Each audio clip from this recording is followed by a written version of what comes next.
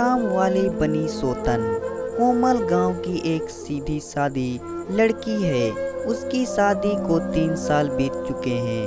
उसके पति का नाम अजय है और वो दोनों शहर में रहते हैं। अजय वैसे तो नेक दिल इंसान है, लेकिन पराई औरत के सामने वो पिघल जाता है। इसलिए कोमल हमेशा चिंता में रहती है।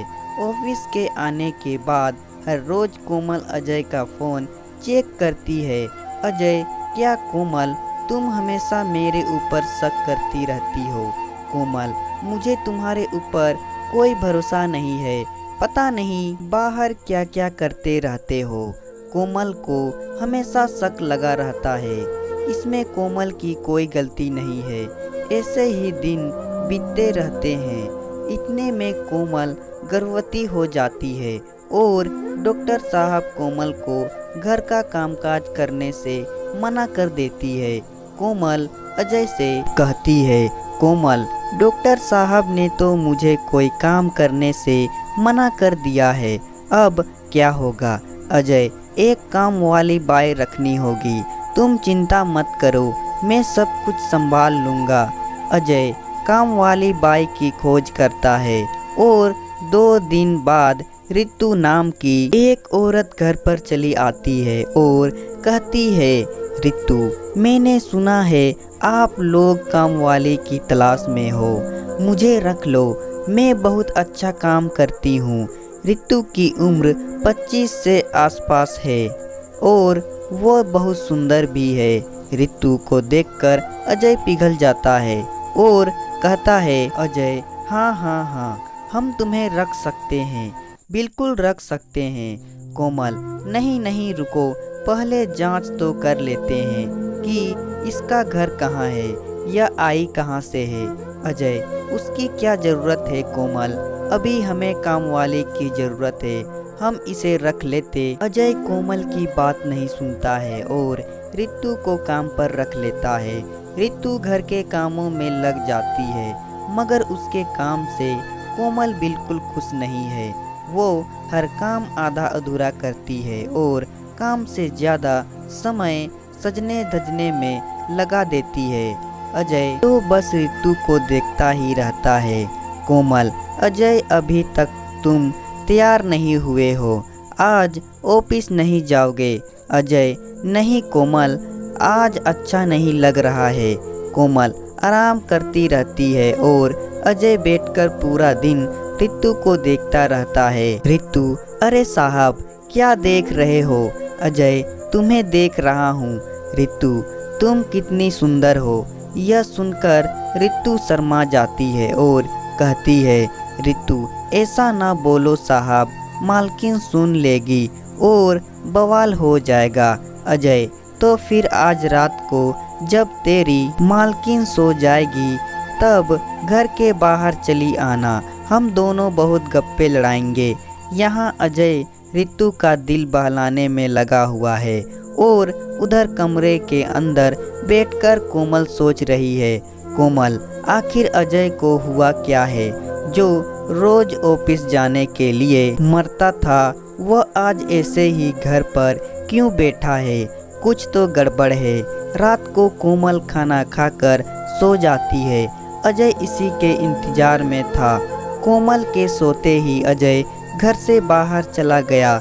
रितु भी चली आई और दोनों मिलकर बातें करने लगे।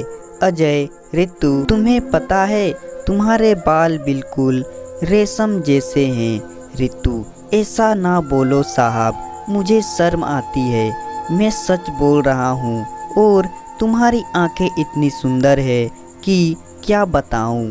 और तभी कोमल आ जाती है और दोनों को रंगे हाथों पकड़ लेती है। कोमल, अच्छा तो ये चल रहा है यहाँ पर, मैं सो क्या गई, तुम यहाँ काम वाली के साथ गप्पे लड़ा रहे हो। कोमल को देखकर दोनों घबरा जाते हैं। रितु डरी हुई आवाज़ में कहती है, रितु, नहीं मालकिन, मेरा कोई दोस्त नहीं है, साहब ने ही मुझे बुलाया था। अजय, अरे हाँ कोमल, मैंने ही रितु को बुलाया था। असल में रितु के पिता की तबीयत बहुत खराब है, इसलिए सोचा था कि उसे कुछ पैसे दे दूं। अजय, ये लो रितु 2000, अब जाओ यहाँ से। रितु पैसे लेकर चली जाती है, लेकिन कोमल का शक नहीं जाता। अगले दिन से कोमल ने रितु की निगरानी करनी शुरू कर दी।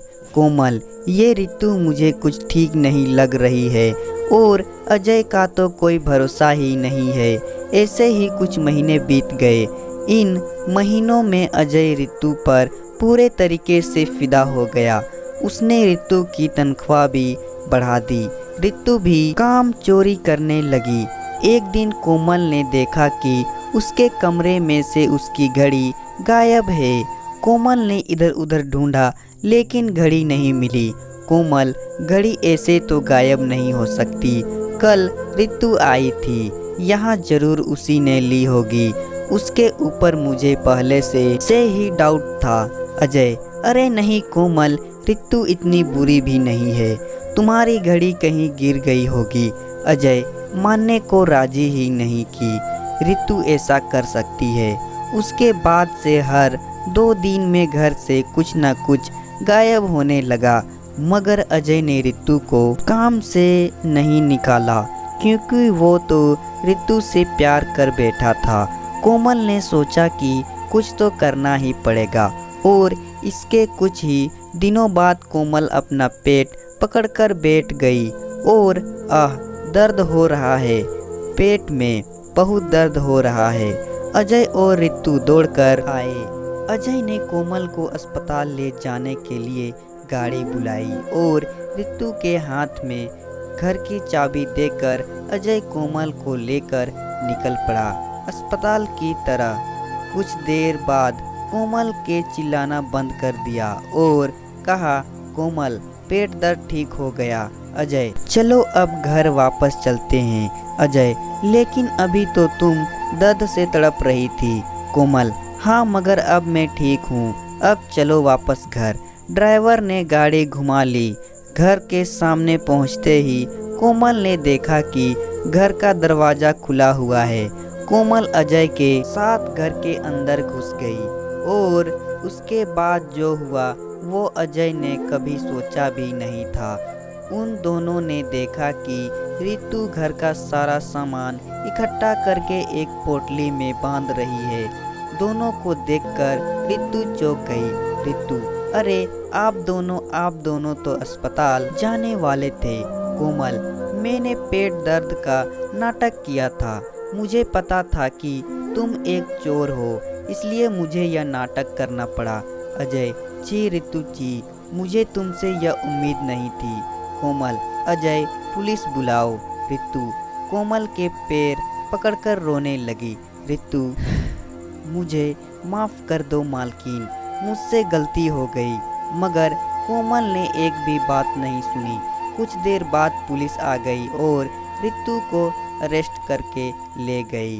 कोमल ने अजय से कहा, कोमल, देखो अजय, बीवी के अलावा और कोई सगा नहीं होता। अजय ने कोमल से माफ़ी मांग ली।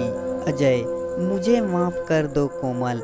आज मुझे समझ में आ गया है कि इस दुनिया में अगर कोई मुझसे सबसे ज़्यादा प्यार करता है तो वह तुम हो। आज से मैं किसी भी औरत को आंख उठाकर भी नहीं देखूंगा। अजय सुधर गया। इसके बाद से ही उसने और किसी औरत से बात भी नहीं की। कुछ महीनों बाद दोनों को एक बेटा हुआ और सभी खुशी खुशी रहने लगे। तो दोस्तों, कहानी पसंद आए तो वीडियो को लाइक करें और साथ ही साथ चैनल को सब्सक्राइब भी कर दें।